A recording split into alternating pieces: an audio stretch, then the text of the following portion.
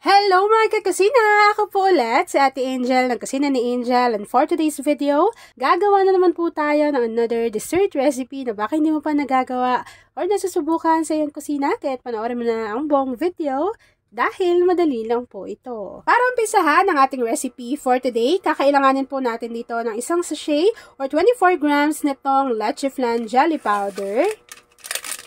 Take note na hindi pa nakabukas yung apoy sa ating kalan. After nun, tutunawin lang po natin yung ating dry ingredients gamit itong ating 3 cups ng buko juice. Ayan, buko juice po yung ginamit ko. After adding ng ating buko juice, tunawin lang po natin ng maigi yung ating jelly powder.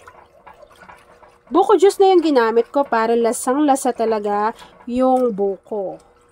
Kapag nahalo na po natin yan ng maigi, maglalagay na tayo dito ng isang lata or 380 grams nitong Marie Evaporada.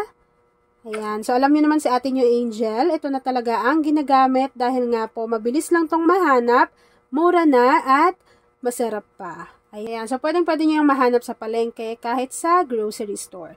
Ayan. So, ito po ay krema sarap at krema sulit. Kaya kung nagbe-business ka na gumagamit ka ng Evaporada, ito na po yung gamitin ninyo kasi malaki po yung matitipid ninyo. And hindi magiging kumpleto yung ating recipe kung hindi tayo gagamit nitong Marie Condensada. Pero ito pong pinapakita ko sa inyo, meron po yung 1 kilo. Pero ang gagamitin po natin ay 1 cup lamang nitong ating Marie Condensada. Ilalagay lang natin itong ating Marie Condensada. After adding ng ating Marie Evaporada, pati ng ating Condensada, maglagay lang po tayo dito at least half teaspoon ng ating vanilla essence or vanilla extract. Kapag napagsama-sama na natin yung ating mga ingredients, haluin lang po ulit natin ito ng maigi para naman po mag-combine din yung inilagay nating evap, pati yung ating condensed milk. Para hindi lang din siya namumuo sa bottom ng ating pan. After mixing, maglalagay po tayo dito ng buko meat. So, ito po ay 2 cup po yung ilalagay natin. So, ito na yung pang 1 cup. Tapos, ipakayod nyo na yan. And, dapat po ang pipiliin ninyo ay yung pang salad na consistency or yung ano niya, parang hindi masyadong matigas. Ito naman yung pangalawang cup. So, magkano na po ba ang buko sa inyo ngayon? So, ito po ay nabili namin ng 35 isang buong buko. Tapos, haluin lang din po ulit natin to para mag-combine. And sinasama ko na yung buko para mas kumatas pa po yung kanyang lasa. Kapag napagsama-sama na natin yung mga ingredients at nahalo na po yan ng maigi, buksan lang natin yung apoy sa ating kalan at lulutuin lang po natin to continuously hanggang sa makita po natin na kumukulo na yung ating mixture.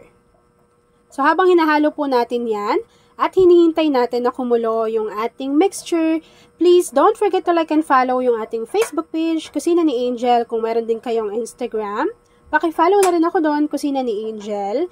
And kung gusto mong matuto pa ng iba pang mga recipes o kaya naman gusto mong mag-share ng mga niluluto mo everyday, pwede kang sumali sa ating Facebook group. Andyan lang po yan sa ating Facebook page.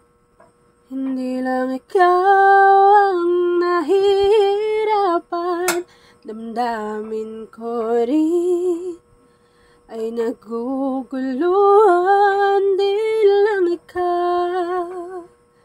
Hindi lang ikaw ang nababahala, gulo ng isip, huwag kang pakawalan, ngunit puso ko ay kailangan kang iwan. Di sasayangin ang iyong panahon. Ikaw ay magiging masaya sa yakap at sa piling na ng iba. Di lang ikaw. And yes mga kakusina, pwede rin kayong mag-comment sa ating comment box section kung taga saan po kayo nanonood at pakishare ng ating recipe video kung isa ka din sa dessert lover. And yes mga kakusina, alam nyo naman na sobrang tagal nang ginagamit ni Ate New Angel itong ating gas light.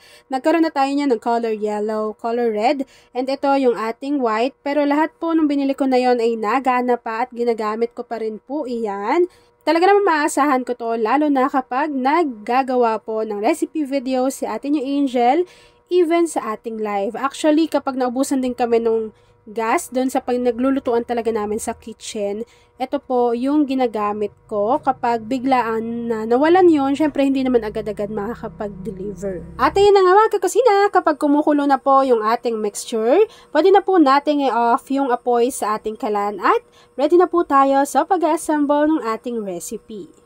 Para naman sa pag-assemble ng ating recipe, so meron po ako ditong microwavable tub na meron siyang 750 ml. So, una, maglalagay lang po muna tayo ng tig-konting cream. And then, maglalagay po tayo ng tig-2 piraso nitong graham crackers. So, ilagay nyo lang po yan dyan sa inyong microwavable tub.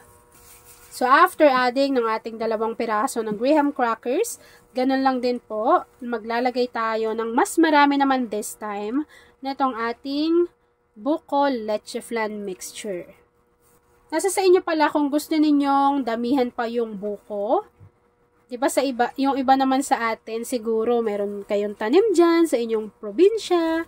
Kami kasi dito wala eh. So 2 lang yung kaya kong ilagay na buko. After adding, maglalagay po ulit tayo ng graham crackers.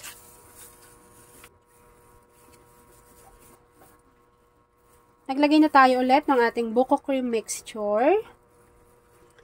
Grabe, ang sarap nito lalo na pag maraming buko. Isa ka din ba sa buko lover?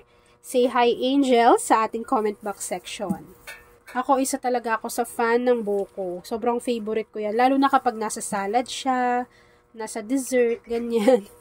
Kahit nga buko juice lang, yung binibili na timplado, yan, paborito ko yan.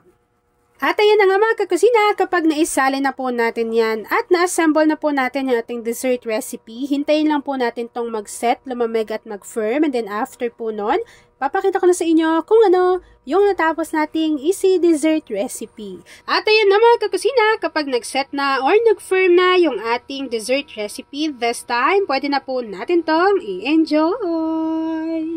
At ayan na mga kakusina, tapos na naman po ang ating easy dessert recipe na buko graham leche flan. Kung nagustuhan mo yung ating video, please like and share this video. At kung hindi ka pa nakakapag-subscribe sa aking YouTube channel na Kusina ni Angel, please click subscribe button, click mo na yung notification bell, click all para lagi kang updated sa bawat ina-upload kong mga videos. Yun lang mga kakusina. Thanks for watching and enjoy this video.